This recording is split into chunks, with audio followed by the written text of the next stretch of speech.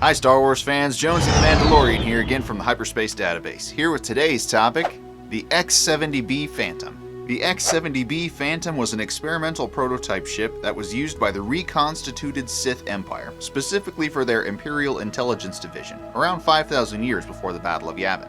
The X-70 was 262 feet long, 308 feet wide, and 59 feet high. It was a little over 2 times the length of the Millennium Falcon if you want to compare it for scale. It was equipped with a hyperdrive and deflector shields. It could house up to 4 crew members, and it was armed with 2 heavy laser cannons and concussion missile launchers.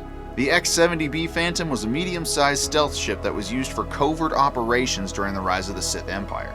It was a very sleek ship, being covered in a special stealth plating, which made it virtually invisible to enemy sensors. This technology was a very early form of cloaking technology, a predecessor to what we would see in later ships, like the TIE Phantom.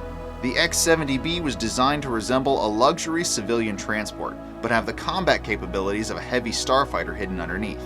The inside reflected that expensive, luxurious taste, as much of its interior was coated in a custom wood paneling, and there were several high-end luxuries that disguised the true intention of the ship. Since it was experimental, there were many systems that were ahead of its time, like its military-grade sensors and compact mechanical systems, which packed a ton of advanced features into a very small transport. One downside to this ship, though, was that it was very expensive to produce, and was kind of a maintenance nightmare, because parts for it were also extremely expensive.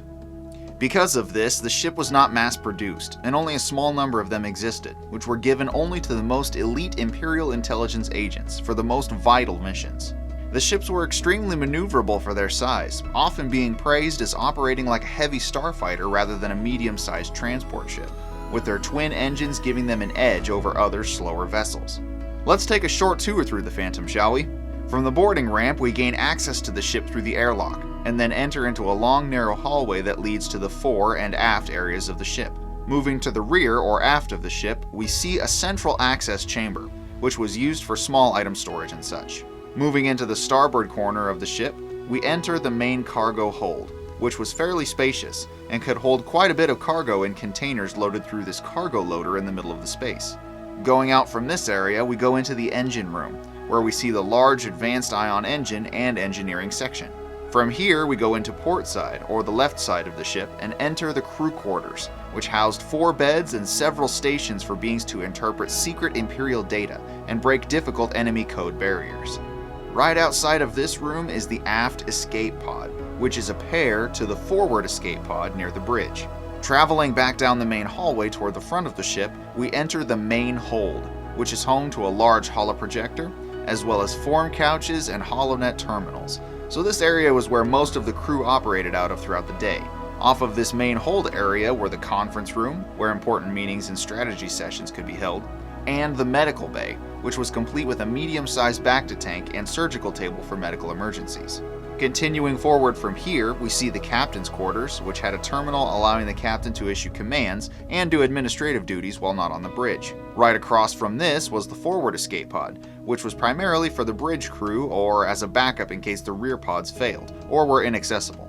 The frontmost portion of the ship was, of course, dedicated to the large bridge, which seated a pilot and 2 co-pilots, or system operators. The Phantom possessed a very advanced navigation and sensor system, which was all state-of-the-art. The X-70b was developed for the MMO Star Wars video game The Old Republic, where it is the main ship of the Imperial Agent class, though it also appears in the Old Republic comic book series Blood of the Empire, when the Sith apprenticed Exel Kresh defected from the Emperor's service and took an X-70b to the Paragus system, though she is followed and subsequently killed by fellow Sith apprentice Teneb Kel.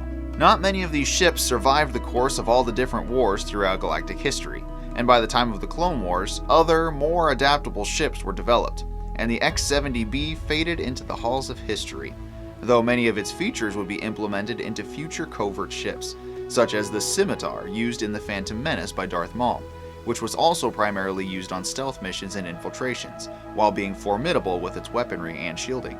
The X-70b Phantom was an incredible ship for the Imperial intelligence, and served the Sith well in their attempt to take over the galaxy. And were it not so expensive to produce or maintain, the Sith would have had a formidable force that could strike fear into the hearts of their enemies, as well as run circles around their less advanced ships. Want to know more about great Star Wars topics just like this one? Stick around to the end for some secret trivia, check out my other videos, hit those like and subscribe buttons, and you can hit the bell to never miss an episode that I publish. Be sure to talk with me in the comments too, because I really want to hear from you. Super special shout out to my Gold Captain level Patreon supporters Miss 2003, Matthew Scott, and Nick Sutphin. Your support is so appreciated and you help keep the show going. Thank you so much. If you want to know more about the show or want to be notified about future channel updates, be sure to follow the show on social media as well. Thank you guys so much for watching, and I'll see you in the next episode.